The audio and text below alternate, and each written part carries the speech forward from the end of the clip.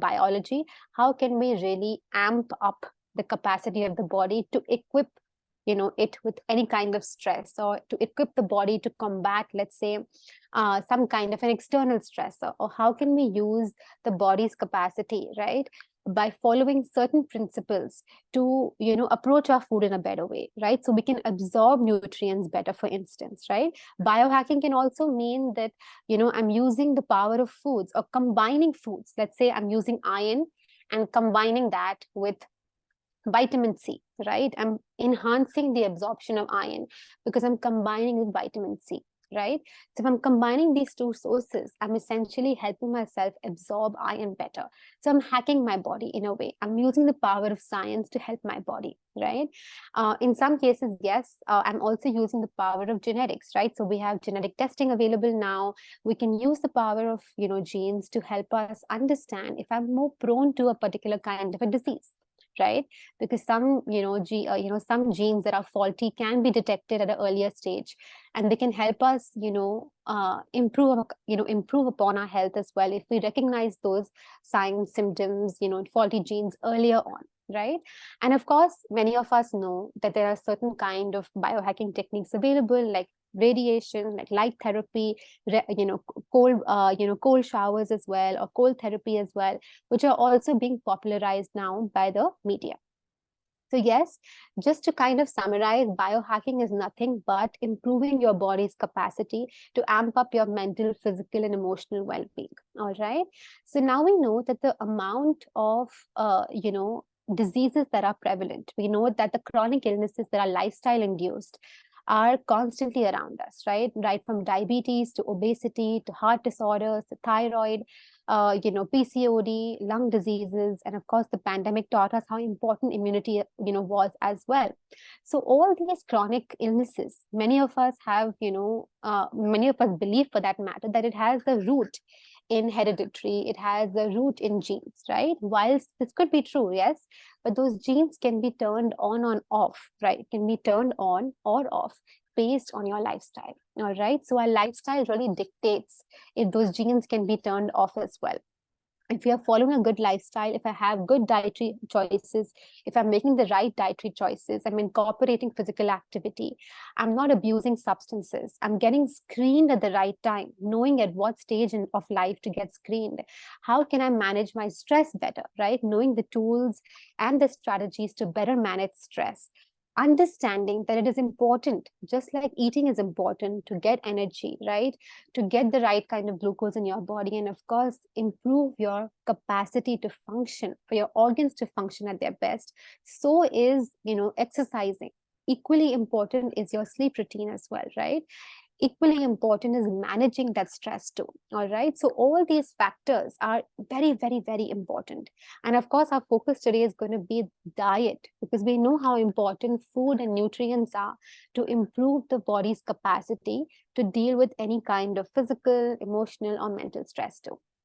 So what is the holistic approach, right? Before I move forward to each life stage, and I have this entire presentation, I have, compartmentalized it into several sections based on each life stage. But I like to show this simple meal plate pattern, which helps everyone understand how to approach their food in a simplistic fashion, right? Of course, these percentages will differ based on your own health goals, based on your medical history, your age, your gender, and so many other factors that are compounding, right? Which will lead to this plate changing or the percentages changing as well. But for an average person, we need to understand, imagine a pie chart which is superimposed on your plate. When you're approaching your food every day and you want to incorporate the right nutrients to equip you with good energy, with, with good focus, with good digestion, with good gut health, if you want to feel lighter, right? If you want to feel your best self, you want to incorporate at least 50% of your plate coming from vegetables. They're the most potent source of fiber, antioxidants, vitamins, and minerals. And let me tell you, many of us, believe that protein, whole grains are important for energy, but the vegetable group is often, overlooked. This is equally important, my friends, because the vegetable group is what contains the most powerful antioxidants, all right, the vitamins, minerals. So if I include my plate full of veggies, which is also fiberful, I'm not only managing weight, I'm also managing my lipid profile, I'm managing hunger, I'm inducing, satiety, I'm managing fullness as well, all right.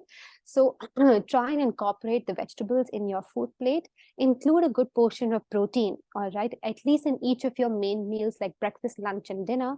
Incorporate a good portion of protein, because just like fiber from veggies, protein has a good capacity to buffer your blood glucose. So again, it will keep you satiated for a longer period of time. So if you want to stay, fuller, if you want to stay satiated, if you want to have the good energy for not just, your organ functioning, but also your muscle, for your bone health, for your skin, for your hair, for antioxidants, for antibodies as well. It is so important to consume your protein rich foods, all right. And we know the lentils, legumes, lean meat, eggs, nuts, seeds, yogurt, buttermilk, all qualify as protein rich foods, all right. A small portion of our plate will be the whole grain group, which is, of course, as opposed to the refined grains, should be consumed, because the whole grain contains the fiber, the husk retained, which will give us that powerful boost. It is rich in carbohydrates to give us that instant energy. And of course, we can't forget our fat group, which we use to cook our foods in, the oils that are being used, whether it's oil, ghee, nuts, seeds, avocados, olives, all these qualify as being healthy fat sources. Now, the approach, of course, should be a variety, right? We should incorporate different foods, because different nutrients, right, have a different effect on our body. So the functional foods have to be incorporated. Maintain an approach of moderation, as I keep telling everybody as well, everything in moderation, in the right proportion to each other, in a balanced way, should be consumed. Now, how can we use this meal plate and tweak it based on each life stage is what we're going to understand now. When you're in your 20 to 30 years life phase, right, many of us are leading a very fast-paced life, right? Of course, as we go older and older, right, responsibilities keep on increasing. But this phase of our life, right, we're just maybe entering a new career. We're probably just getting done with education, right? Or we're probably entering a phase, very different phase of our lives, right? We're getting married, or we're getting on some responsibility, or we're moving countries as well. So it becomes so imperative for us to include the right kind of foods, right? So in the 20 to 30 age bracket, we need to incorporate foods that are going to equip our body, right? It's going to equip our body with good immunity, with good nutrients, right? To protect against damage later. All right. So energy dense foods, limiting processed or refined foods becomes crucial. When you enter the 30 to 40 age bracket, many of us, we start planning for a baby or a child as well. And this period, right, is of course very intense as well. Many of us are dealing with muscle mass loss, and thus during these age, during this age bracket or these years, it becomes important to preserve that muscle mass, which is constantly being lost every decade. All right, every year for that matter as well, the muscle mass is losing, right? Your metabolism is slowing down after 30. So how can we include foods at that particular time to help protect your body, right? To help increase immunity, to help strengthen immunity, right?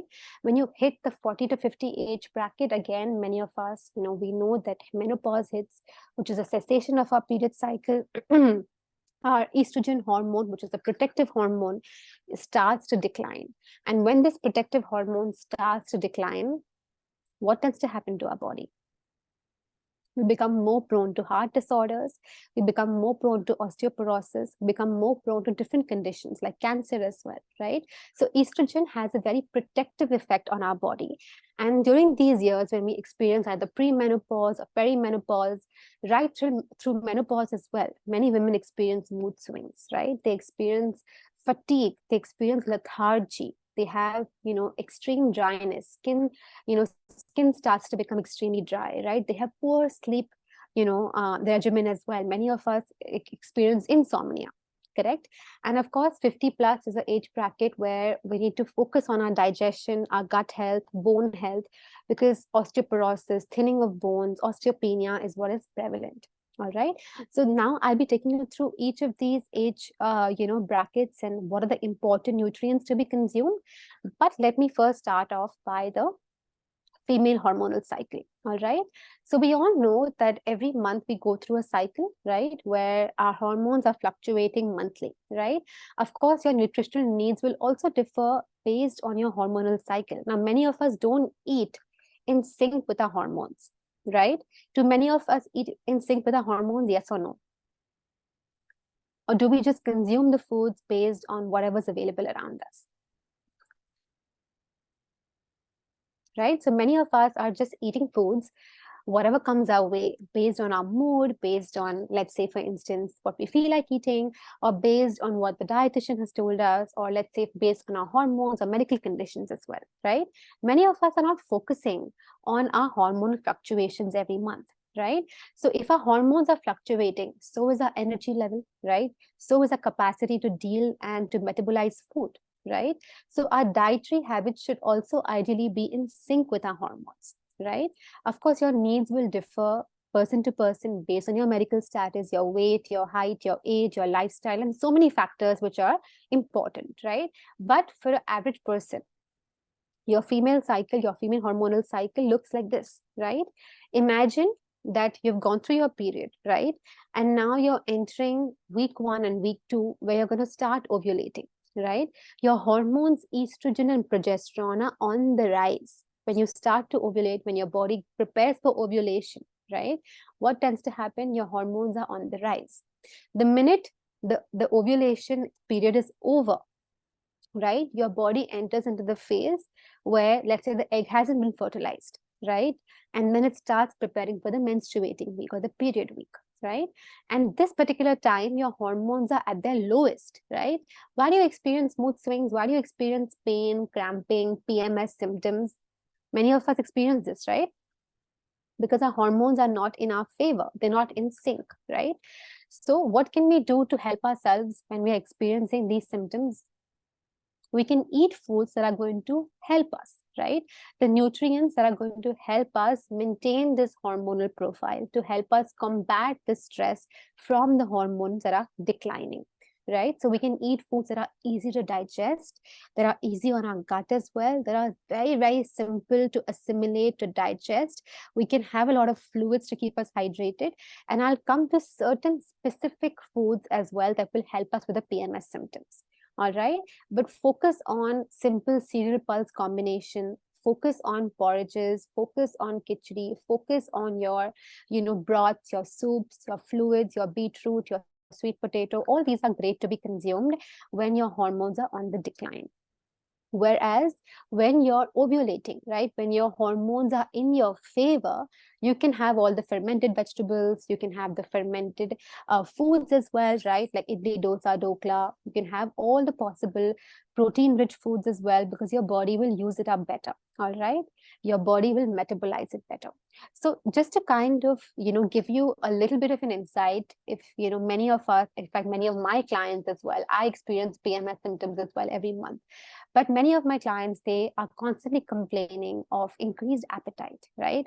When you're experiencing your premenstrual syndrome or your PMSing, what tends to happen? You have mood swings, right? We are feeling bloated. We're constantly cramping at that time. We don't feel like working. We go into a shutdown mode, right? And at this particular time, energy levels need to be in your favor, right? Because you're experiencing fatigue. Your body's going through fatigue. So we tend to crave more sugary items, right? Why? Because sugar gives us a kick. The minute I eat sugar, I get a sugar rush, right? The temporary sugar rush will give me a glucose spike temporarily, followed by a crash, which does not satisfy me, right? So yes, sugar cravings go up. You feel like eating sweets more. But if those sweets are all coming from a processed origin or from a refined origin, what is going to happen to you? You're going to have a sugar rush, a sugar peak, a glucose spike, followed by a crash, which will leave you more vulnerable to cravings. All right. Instead, what can you do to substitute? You can include some magnesium rich foods. What is magnesium? It's a calming mineral. It is actually known to be a muscle relaxant. And this muscle relaxant, right, will help you when you're cramping, when you're feeling very stressed out, post a workout as well, people are given magnesium supplements. Why? To help with the soreness in the body. So when you're cramping, experiencing PMS symptoms as well, have your nuts, have your seeds, right? Include almonds, walnuts, avocados, oats, pumpkin seeds. All these are rich in magnesium. Eat every 2 to 3 hours, so that you're, at least you do not have to eat a big meal. By eating every few hours, I mean, have a small snack. Equip yourself with good energy. Include the right kind of carbohydrates. Even B6, right, which is known to be a very, very important vitamin, right? This important vitamin directly actually influences your serotonin, which is your happy hormone. All right. So B6 is a catalyst in production of happy hormone. So when you're feeling your lowest self, you're feeling very down and out, you want to consume more B6 rich foods. And what is this happy food? You can consume avocados, you can consume whole grains, not your refined grains. So your whole oats, your whole millets. You can have a banana. It's the best source of B6. Whenever you're experiencing PMS symptoms as well, take a banana. That's the simplest way to combat the stress, fatigue, from your PMS time, all right, from the time that your hormones are on the decline. Also consuming calcium and vitamin D rich foods, right? Those can also help you in this particular period of time. And consuming a small portion of dark chocolate, which is containing theobromine, 70% or more of cacao, can be taken as well in the right portion if you are experiencing PMS symptom, because again, theobromine is again a happy chemical. It will actually improve the happy chemical in your body. All right. So your calcium rich foods need not only be dairy, it can be ragi, it can be sesame, it can also be your tofu, your soya bean, your yogurt. All of these work perfectly okay. Your drumstick, which is moringa, also is a great source of calcium. Now, in your 20s, right, we know that many of us, are more vulnerable, adventurous. We're eating whatever comes our way, and then we start experiencing certain kind of signs and symptoms, right? Many of us are, sexually active at this particular period, and then we're getting these STDs. We are very, clueless about contraception, and of course, maybe some of us are trying to plan and prepare for a pregnancy as well, right? So what tends to happen in this particular period of time? We tend to eat whatever comes our way, because we feel that if I eat, what is easy, what is convenient, what is easy on the pocket, right, it will not really make a big difference in the future, right? So we are more vulnerable, and here at this particular period of time, we are building the foundation for our health, right? So what you do in your 20s will affect your 30s. Remember that. So what do you want to do? You want to eat foods that are less refined in nature, less processed in nature, because usually in this period of time, we are consuming more processed foods. Right? So what we want to do is, you want to consume foods that are going to help us combat, that damage in the future. So how can we help?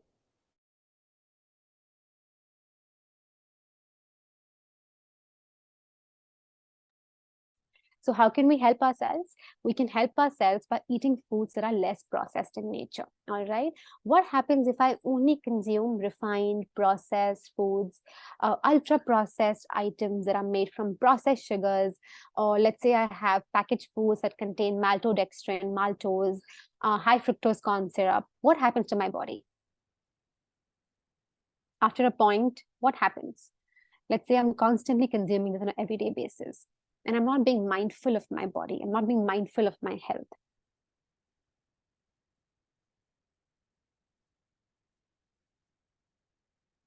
Let's say you're consuming processed carbohydrates, processed foods on an everyday basis. Bloating of the stomach. Bloating, yes. Obesity, yes, right? So all that excess energy gets stored as fat around your belly, called visceral fat, right? And when this visceral fat is covering your internal organs, your abdominal, fat, which is your visceral fat covering your internal organs, your liver can't function at its best. Your liver is your detox organ. Your kidney cannot function at its best, right? All that excess fat gets stored as triglycerides or as plaque in your arteries, right? So why do you think that we need to help ourselves? Because if I'm constantly relying on processed foods, I'm getting less nutrients, number one, less fiber, number two. Number three, my blood glucose is constantly spiking and falling, which makes my cells become resistant to the insulin hormone. All right. So constant, if I'm eating constantly refined sugars, refined flours, there's excessive amount of insulin being released in my body, which is a hormone. And this hormone is known to take up all the blood glucose and store it in your body as energy. All right. So let's say if your body is constantly, relying on refined sugar sweets, refined flours, processed foods, there's too much of insulin, right? Excess insulin being produced. After a point, your cells stop responding to insulin hormone, right? Now, what happens if your cells become resistant to insulin hormone? Where does the excess energy go from glucose? It gets stored as fat, right? And this is a vicious cycle, my friends. If we do not put a stop to it, it will constantly keep us vulnerable. It will constantly keep us, in that spike mode and that crash mode. All right. So here we have a simple graph. No need to get a little scared with the slide. It's just a simple slide here. Uh, Blood sugar on the y-axis, x-axis is time. All right. If I'm constantly relying on refined foods, what's happening? My blood sugar is constantly rising and constantly falling, right? And this fall in my blood glucose is making me more vulnerable to cravings. I'm not satiated. I look for the next big spike. I look for the next sugar spike. I'm craving sugar again. All right. If I eat whole foods with the fiber, remember fiber, which is present in whole foods, whole grains, in veggies, in fruits, in lentils, legumes. The fiber, right, has a protective benefit. Why? Because it acts like a speed breaker to your blood glucose. Let's see what happens to your blood glucose if you're eating whole foods with the fiber in it. Your blood sugar stays stable, which means slow release of blood glucose from the food that you're eating, ample amount of time for the insulin hormone. All right. Ample amount of time for the insulin hormone as well to act upon the excess glucose, and we can prepare ourselves. We can actually equip ourselves with good energy for a longer period of time. All right. Because we have the presence of fiber, which acts like a speed breaker to your blood glucose. All right. So does this mean that we should stop eating, our packaged foods altogether? Absolutely not, right? It only means we need to understand the proportion of the foods, right? If I take a bowl of noodles and I consume that every day, right? Let's say I check my blood glucose after a couple of minutes. My blood glucose would have spiked and then crashed after a couple of minutes as well, right? But let's say I halve the quantity of the noodles and I throw in vegetables, I throw in a protein, right? That combination of protein, fiber, which is double the amount compared to the refined grain or refined carbohydrate, will keep my blood glucose buffered. All right. So the trick here is, if you want to maintain weight, if you want to prevent chronic illnesses as well, you want to include the right proportion of the nutrients. All right. So similarly, while snacking as well, whenever we are hungry in between meals, the best way to snack is to take a protein food and combine that with a fiber-rich food, right? If we are on the go, we can take a tiffin, we can take a Ziploc bag, we can add some protein-rich food like makhana, sprouted chana, sprouted moong. We can even take some, nuts and seeds as well. Add, fiber to our food as well, right? Fiber is present in fruits, whole grains, and of course your veggies as well, right? The simplest way is you can take a hung yogurt dip, right? You can take a hummus, you can take a black bean dip. Any protein-rich food of your choice can be combined with a fiber-rich food, and that will help you keep your blood glucose buffered. It will delay gastric emptying, right? It will prevent the spike in your blood glucose, keeping you satiated for a longer period of time. All right. So certain kind of foods that can be included are your seasonal fruits and veggies. Consume your whole grains with the fiber in it. Of course, focus more on your freshly prepared home cooked meals as opposed to the packaged processed foods, right? So take your time out in this period of time. Take advantage of this period of time, because all the steps that you take in your 20s will lay the foundation of your health in your 30s, 40s, and so on and so forth. All right. When it comes to your 30s here, we need to understand that the age-related muscle mass starts to show up. All right. So you start to lose muscle mass. Your body's metabolism starts to decline. All right. So in your 30s, it becomes difficult, right? Because you're losing bone mass, you're losing muscle mass. Of course, your stress levels are also increasing, right? Because many of us have more responsibility now at this particular period of time. And what is also happening is, because of your metabolism going down, your metabolism slowing down, your weight becomes an issue, right? Managing weight becomes an issue. And especially if you've gone through a period of pregnancy, postpartum, many of us want to get back in shape as well, want to get back to our earlier selves. It becomes a challenge, right? So we need to understand this period needs to be handled with care. We need to include protein-rich foods in our meals. As I said, at least 30% of your plate can be a good protein-rich food like lentils, legumes, lean meat, tofu, soya bean, yogurt, buttermilk. Sprouting your lentils will increase the protein content, and it will increase the bioavailability of the amino acids as well. All right. So try and sprout your lentils, slightly steam them, add it to your curries, powder it, add it to your chilas. You can add it to your dosas. You can sprout your lentils, throw it in a sabzi as well. You can have it in a form of a chaat too, or in a bale form as well as a snack. So remember to include protein in your 30s. Very, very important. What are the important nutrients to elevate mood? As I said, magnesium is a muscle relaxant, right? So it's going to quickly help you calm down, reduce your muscle soreness, reduce fatigue and restlessness. So what you want to do to reduce your stress levels, and especially when it comes to your body, right? The fatigue that your body is experiencing, include more magnesium-rich foods. The best magnesium-rich foods are your walnuts, almonds, pumpkin seeds, black beans. You can include some spinach. You can include some kale as well. Pumpkin seeds work perfect. And of course, your avocados and bananas too. Tryptophan-rich foods are, again, very important to elevate mood. What is tryptophan? It's nothing but an amino acid. This amino acid will help you make more happy hormone called serotonin. All right. So it's a precursor to make more happy hormone.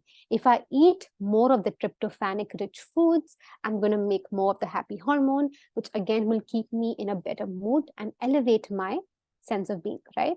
So I can include more eggs. I can include, for those of us who eat eggs, include eggs because they are tryptophanic, in nature. Include certain kind of nuts and seeds. Include a good variety of healthy fats which contain tryptophan. All these work perfect. In your 40s, right? When you hit your 40s, what are the, most risks that many of us experience? Many of us start to experience some perimenopausal or premenopausal symptoms, right? We have decreased immunity as well because of the, decline of the estrogen hormone. Many of us experience, let's say, our first disease or our first chronic illness is detected, right? We are either prone to, high cholesterol, or we have, a skewed lipid profile. Now, what has become very, very common is, of course, cancer, right? So getting screened at the right time becomes so, so crucial, right? So we need to understand that before you hit your 40s, you need to get a monthly self examination done of your breast.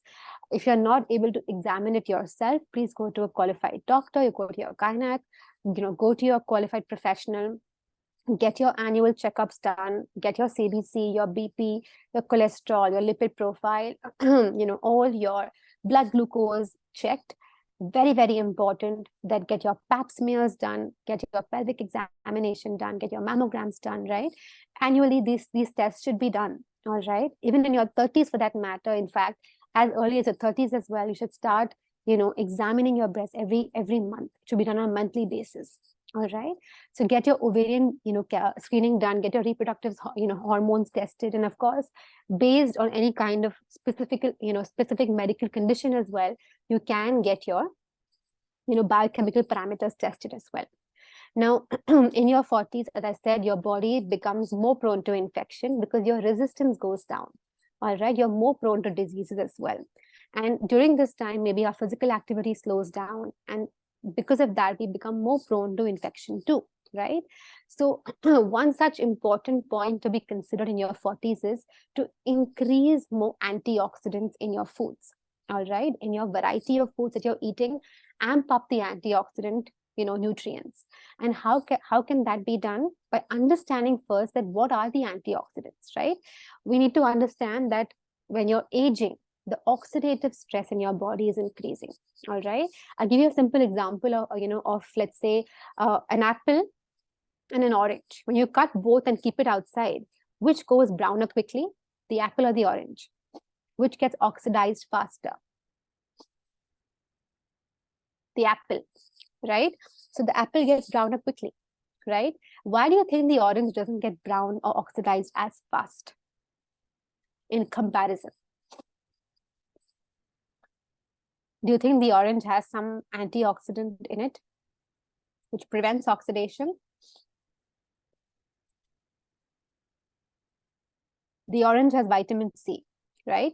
So yes, the vitamin C is an antioxidant. So your vitamin A, C, and E are all antioxidants, right?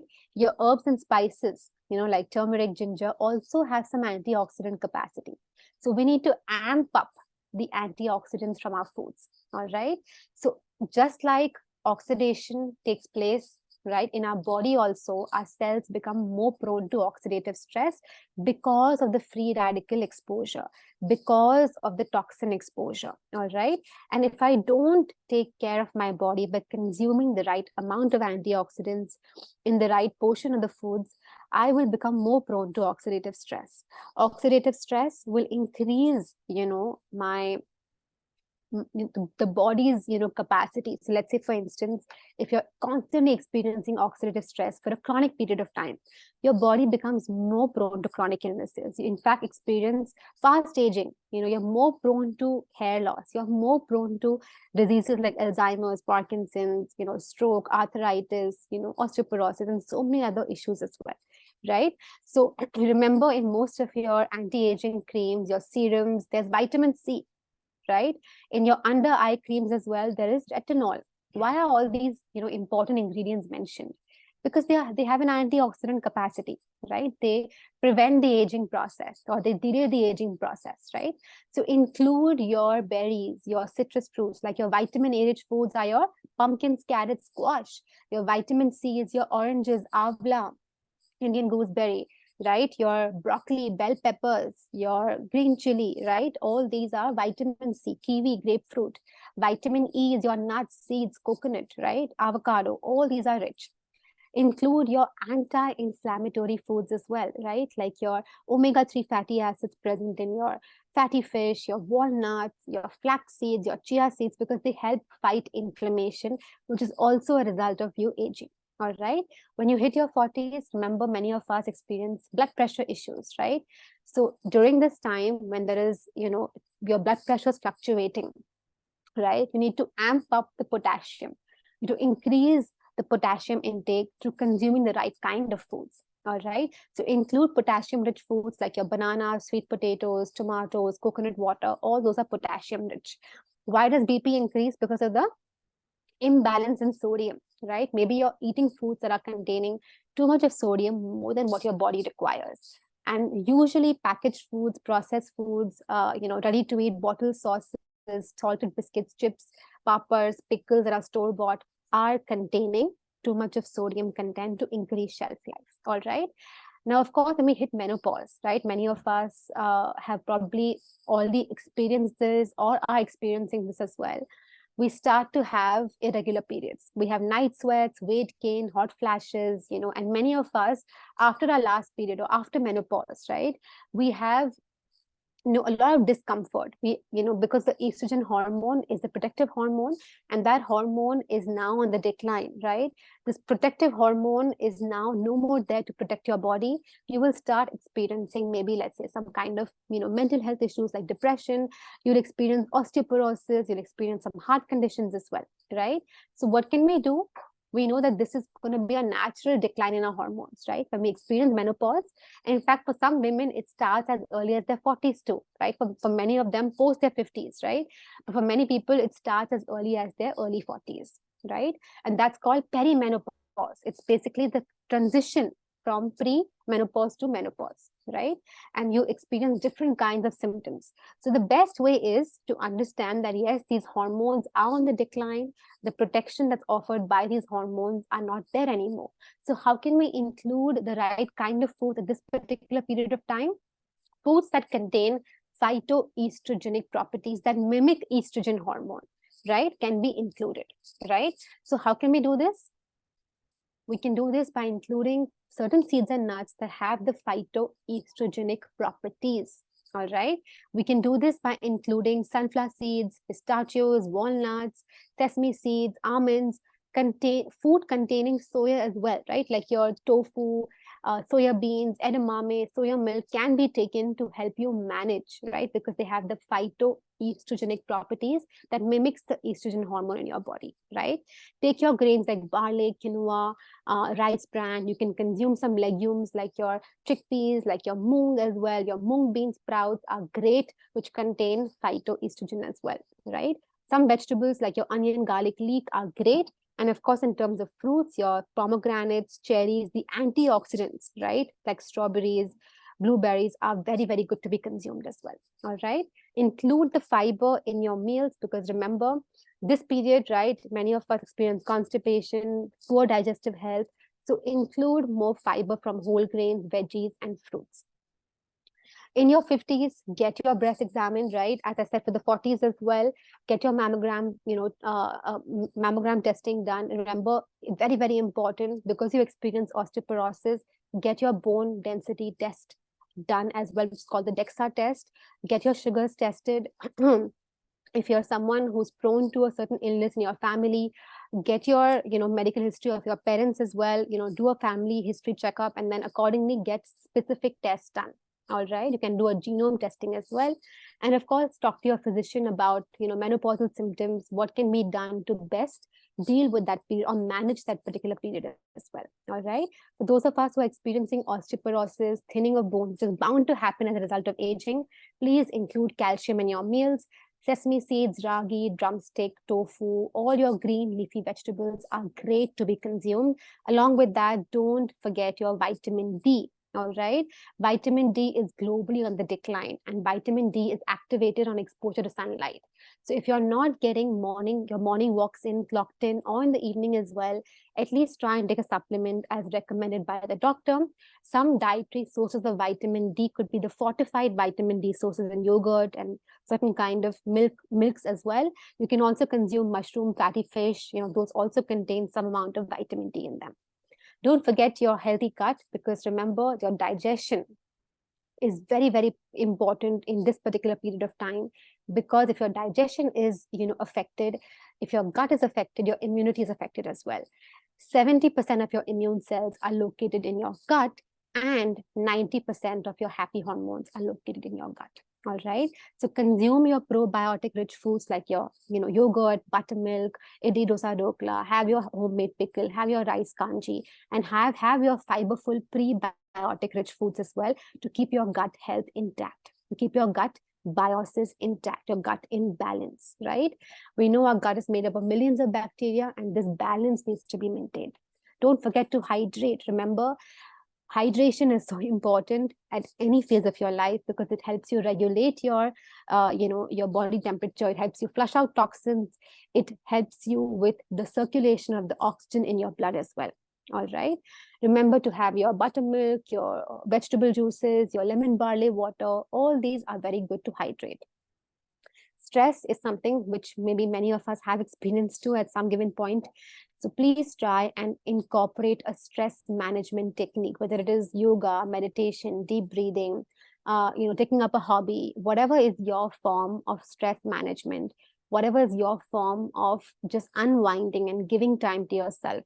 Self-care, right? Your form of self-care has to be incorporated every day as a part of your routine, right? Be mobile. For every 1 hour of sitting, get up, stretch for 5 minutes, distract, right? Making exercise a priority, even if you are busy, is important. Why?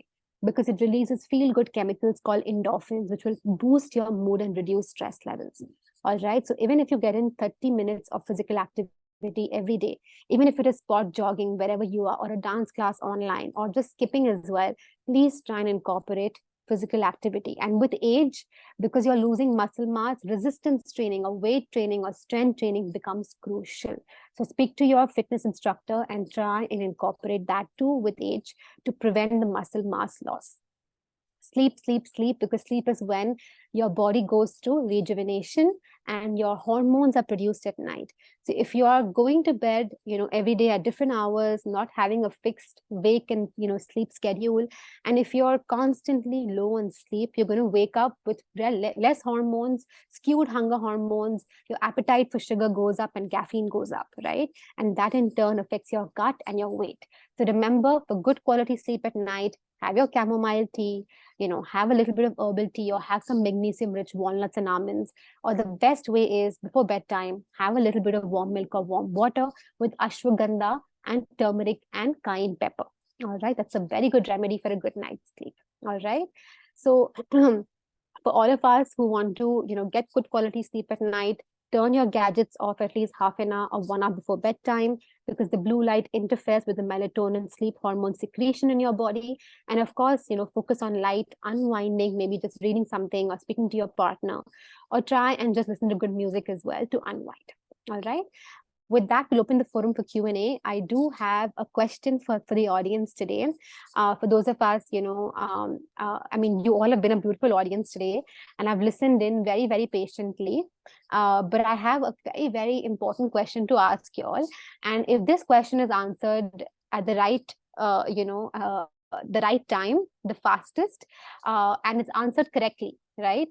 You will win a small little, prize, a giveaway, which is to get a speed consult, a 20-minute consult by me. All right, this is absolutely free, and you will get this consult if you answer the question correctly and if you answer it the fastest. All right, so I will just ask Mike quickly if I can ask the question right now, and then we can open the forum for Q&A. Yes, Karina, you can go ahead.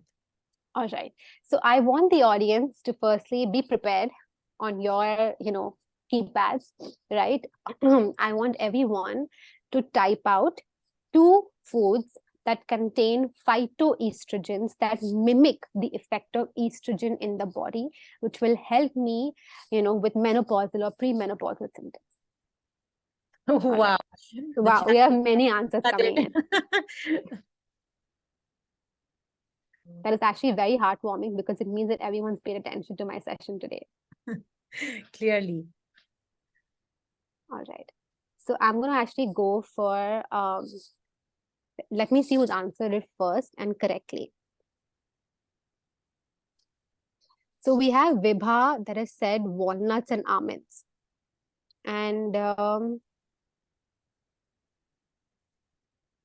yeah, I think that is the correct answer that has first come in. Even though it's nuts of the same family, they both are the right kind of foods that can be included, that contain the phytoestrogenic properties, which will mimic estrogen in our body. All right. So I think Vibha gets the prize for the speed consult because she was the fastest to answer. And even though I just want to highlight that there are 10, 20 more answers within the same minute, but this is as per as the chat. So we're trying to be fair, although all of you who have answered came in very, very quickly. Go ahead, Karina, please. Yes. So yes, I can see many of you all have answered absolutely correct. Your answers are correct, but it's just that, as whoever's answer came in first and was correct, I had to take that up first. All right. So congratulations, Vibha, for winning the prize of the speed consult with me. And we will connect again, later. And, as for the question and answers, I would definitely ask anyone who would like to probably ask me a health question or a question connected to the presentation today. If you have any doubts or queries, please feel free. The forum is open now for you to put your questions across. And I know it was a lot of information packed in a short amount of time. I tried to cover as much as I could based on each live stage. But yes, if you have any questions for me or any doubts, please ask me right now. So, Karina, there's one question which came in much earlier, so I'll take that first. And I'll request all the attendees to either raise your hand or put your question in the chat room. And then if you prefer to speak, ask it yourself, we will unmute you so that we don't have too much background noise. The first question that I saw was about protein powders. So if you can throw some light on it, and the asker is specified 55 years of age, but I'm sure others would also like to know the relevance of protein powder. Yes. So with protein powders, as we all know, if it's a whey protein powder or a vegan protein powder, especially the ones that are packaged and processed, yes, they can be taken provided you're speaking to a qualified professional, and they'll be able to assess, right? Because they'll be in a good position to understand your medical parameters, your health goals in particular. Of course, you mentioned your age as well, but yes, based on what factors, like for instance, if you're looking at a health goal in particular, right? To increase your muscle mass or to tone up or to improve your skin and hair, to improve collagen, right?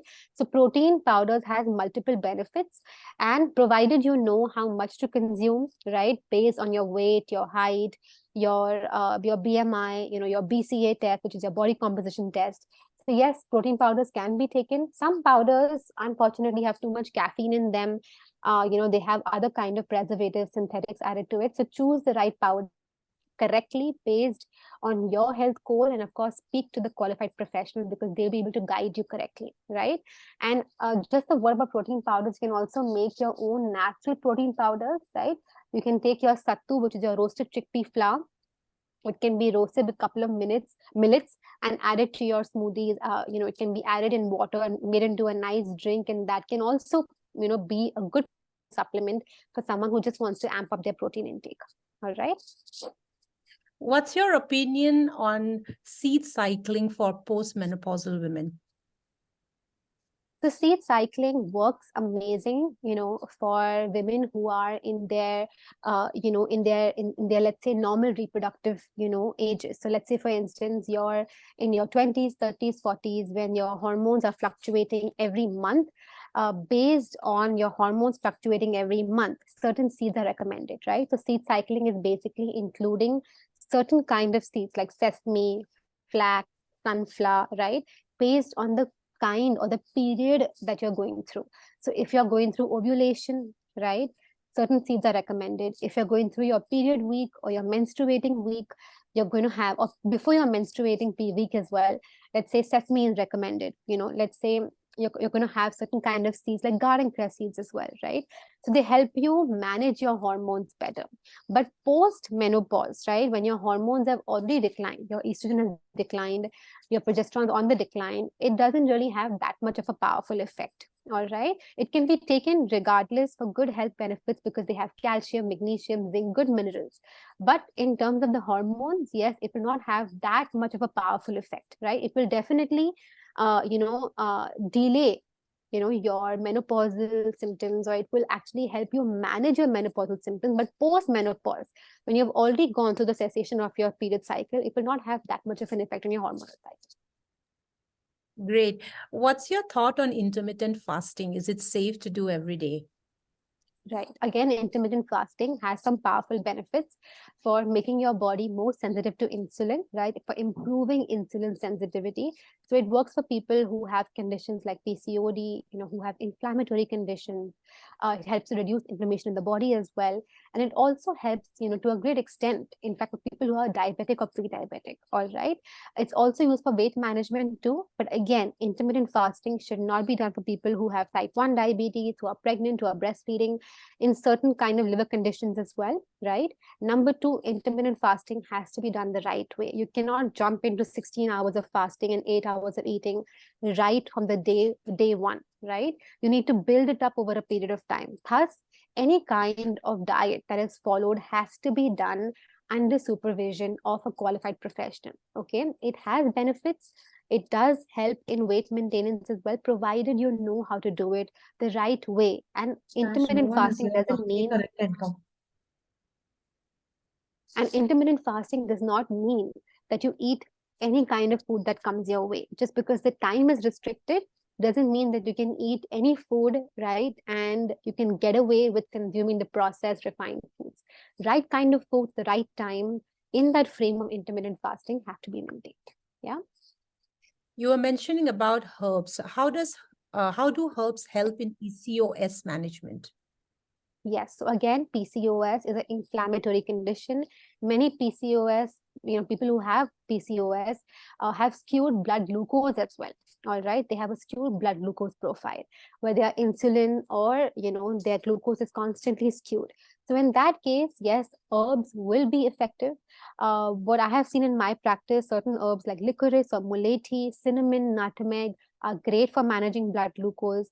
In terms of inflammation, ginger, your turmeric, which has curcumin, cayenne pepper, all these work amazing to help reduce inflammation as well. All right.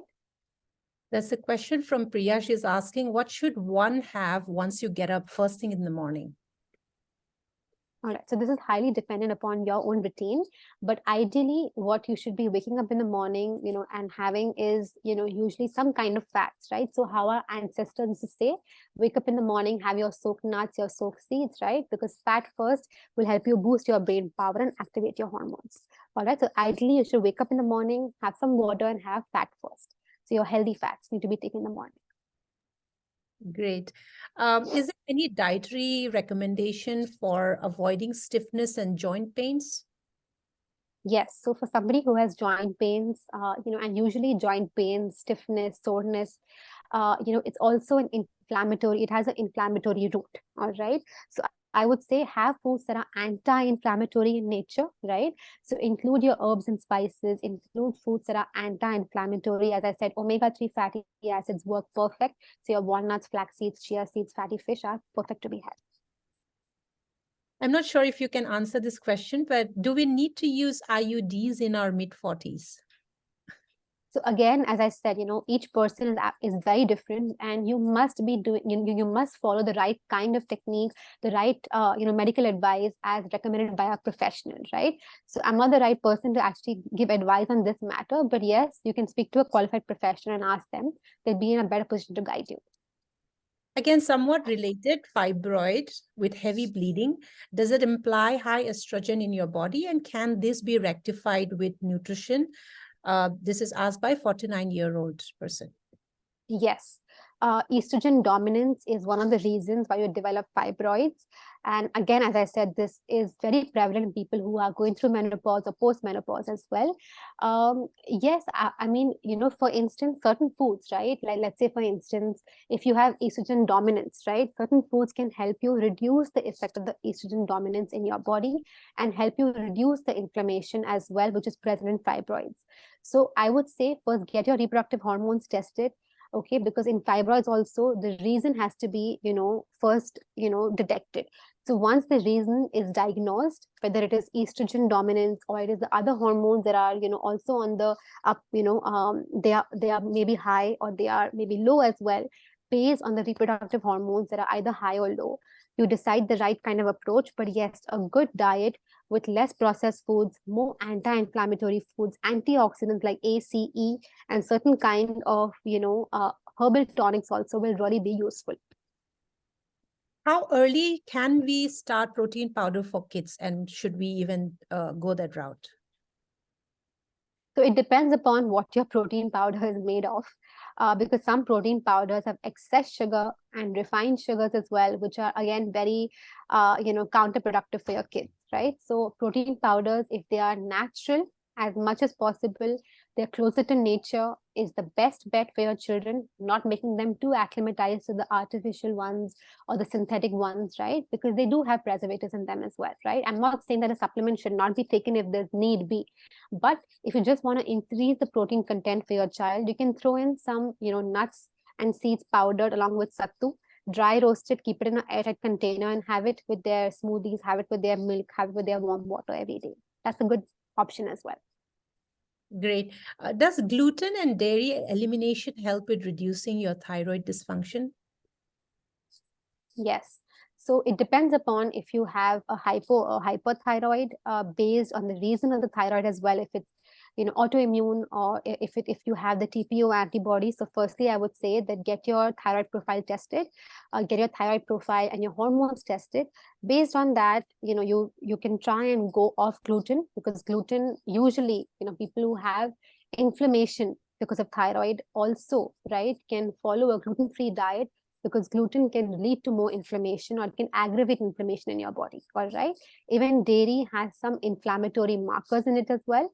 So going off gluten and dairy in some cases, yes, absolutely helps with managing thyroid better. There's a question on medical tests.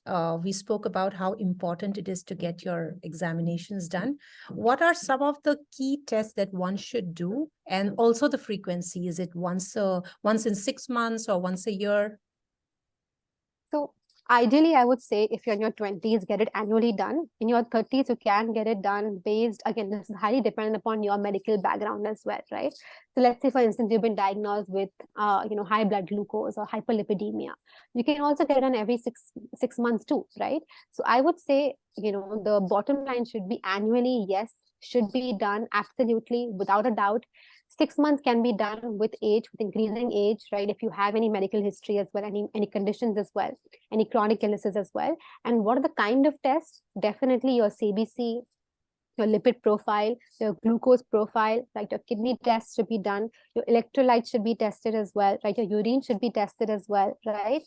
You can do your reproductive hormone test for women, which is absolutely important too, right? So all these specific tests at least should be maintained, right? And post your 30s, as I said, your mammograms, your ovarian testing has to be done. Your breast should be examined. Your pap smear should be done as well annually. All right. So try and keep these tests in mind. All right, the next question from Rupa is glutathione mixed with hyaluronic acid, vitamin C, etc. Basically, all the vitamins are available in the market to be consumed intravenously. Are they safe? So this again will highly depend upon you, because some people have allergic reaction and they've had allergic reactions to the intravenous consumption or intravenous intake, right, of glutathione, and hyaluronic acid as well. So as I said, all these are antioxidants, vitamin A, C, and E are being given, intravenously as well. They've been consumed intravenously or monitored intravenously. It will highly depend upon, the guidance you are getting from your professional, your medical doctor, your qualified professional. It will depend upon you and what is your approach and your health goal, right? So as I said, no tests or no, in fact, nothing should be monitored without, a supervision of a professional, whether you're doing it, through a clinic, or whether you're doing it through some, skin specialist as well. Always speak to your qualified professional first, who's medically having the knowledge to understand whether this will work in your favor or no. And all these, intravenous, monitoring also is done after a simple test, after a simple, they do a simple test on you to see if your body will react or not. All right. So it's always important to be a little careful whilst monitoring any of these, let's say antioxidants or any of these compositions. If it's done without support, without supervision, definitely I would say do not do it, without a guidance of a professional. All right. So always be a little careful. The next question is probably my favorite question. Your take on cheat meals. In fact, the word cheat should not be used in the first place. It should be called treat, right? Because cheat has a very negative connotation, in my opinion, right? So when we're talking about treats, it has a more positive connotation. Your relationship with food should be maintained, right? Your food relationship is the most important relationship, right, in your life, because we use food constantly as a coping mechanism to deal with emotions too, right? So why have a negative connotation to it? As I said, there is room for some treats as well. There is room for treats provided you have it in the right way, the right amount, the right proportion. All right. The next question is more of a physical activity related question, but if you can throw some light. Brisk walking versus jogging. The asker is around 50 years old. All right. Again, if you're over 50 years of age, if you're doing brisk walking, right, with good pair of shoes, which are going to support your legs and your body as well, that's far better, because jogging sometimes can put more pressure on your knees, and when you're aging as well, you're more prone to thinning of your bones. And if you want to prevent osteoporosis, osteopenia, at least try a calcium supplement, a vitamin D supplement, to keep your body in the right vitamin and mineral composition, at least, right? So if you're jogging as well, wear the right kind of shoes, make sure that you're not prone to osteoporosis. And if you have any joint inflammation like arthritis or joint pain, definitely I would say brisk walking is far better. So it all depends upon the individual. It depends upon, what are their medical history, what is their medical history in particular. And if they're prone to a specific problem, then definitely accordingly, the guidelines can be tweaked based on their individual health goals. All right. Should soya and tofu be avoided by thyroid patients? So, yeah, so this question actually is very commonly asked by most people. Soya-rich foods, they contain something called isoflavones. All right. Now, these sometimes in excess can interfere with thyroid hormone production. All right. So, yes, I would say that as long as you're not having excess of soya every day, you can consume it safely twice or thrice a week without a problem. All right. Again, it will depend upon your own individual biochemical parameters of T3, T4, TPO, and things like that. All right. Should we consume estrogen balance medicine or any supplements? Again, supplementation, if it's a drug, it has to be taken, after supervision, after prescription. All right. It cannot be taken on your own. If it's a supplement that is just adding to your, like your supplement to help you cope with, let's say, for instance, menopause, or to help you cope with some symptoms as well, those supplements can be taken. Again, the amount, the dosage, what time to take it, with what food to take it, has to be spoken with, has to be, information has to be garnered from a professional. So it's always best, to get your annual checkups done, to go to a professional, get a thorough, diet chart from them, which will give you a good understanding with guidelines, supplements, and then accordingly take a call. So I know we have gone over the time limit. There are about 4 questions. If you want, I can take maybe 1 or 2 more, or take all 4 of them. I'll request you to guide me on that, Karina. We can take 1 or 2, and then we'll wrap up. Okay, sure. So you spoke briefly about the importance of taking care of your gut. If you would, if you can just kind of give us some key highlights that we can take back with us for gut health. Yes. So for gut health as well, we know that our gut is our entire gastrointestinal tract, right? So right from our mouth to our esophagus to our, excretory organs, right? Our stomach, our intestines, everything. This entire gastrointestinal tract, or the system, is called the gut, right? And the gut is so important because we always think that, the gut is important for digestion, right? But the gut is also the area where most of your immune cells are located, right? And remember, the gut is also the place where your hormones, your happy hormones like your serotonin, dopamine, oxytocin are manufactured. All right. So if your gut is not healthy, and your gut is made up of millions of bacteria, so if you don't manage, or you don't have the right kind of foods to manage the healthy bacteria in your gut, you are going to make your body more prone to infection, more prone to falling sick, more prone to having digestive issues, and of course, more prone to mood disorders as well. All right. So as I said, maintaining the good biosis, the healthy bacteria should overpower the bad bacteria in your gut, because they are like little helpers. And how will you overpower the healthy bacteria? By including more probiotic rich foods, and at least, as I said, in a day's time, at least one source of probiotic, whether it is a probiotic like yogurt, buttermilk, or it is your fermented foods, or it is your fermented vegetables, or if it is kefir or kombucha, or it is your fermented rice kanji, whatever is your preferred choice, right? At least try and include even your homemade pickle, right? You can take, instead of a store-bought pickle with too much of brine and salt, have your homemade pickle with amla, with turmeric, with mustard oil, and a little bit of herbs and spices that can be made and kept for a good 1 month, and consumed with your meals as a nice like a complement to add to your meals, to help you absorb the nutrients better. So to maintain good gut biosis, eat a probiotic, and don't forget your prebiotic as well. Pre means before, and biota means the microbiome of your gut. All right. So pro and pre, both are equally important. Excellent. So that brings us to the end of the Q&A. I will now request Simran Sachdeva to give us a quick vote of thanks before we conclude the session. Thank you, Karina. Thank you so much for your positive and insightful approach and holistic approach to the entire nutrition topic what we had today. I'd like to thank you for your time, and I must compliment you on your glass finished skin. It looks fabulous online. I'm sure it looks amazing offline as well. And it obviously talks about how you take nutrition personally. And thank you, Mehek. Thank you, Manjari, for leading us and for giving us this opportunity to have this session for our vertical. Special thanks to Girija and the team, the technical team, Payal. We had a little bit of technical glitches and we had an overwhelming response, but we had them to sort this out for us.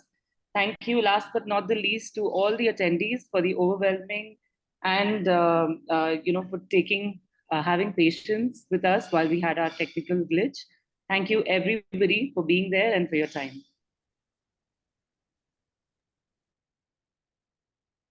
Thank you, everyone. Take care. Thank you for listening in and thank you for having me. We'll also be sharing a recording for those of you who could not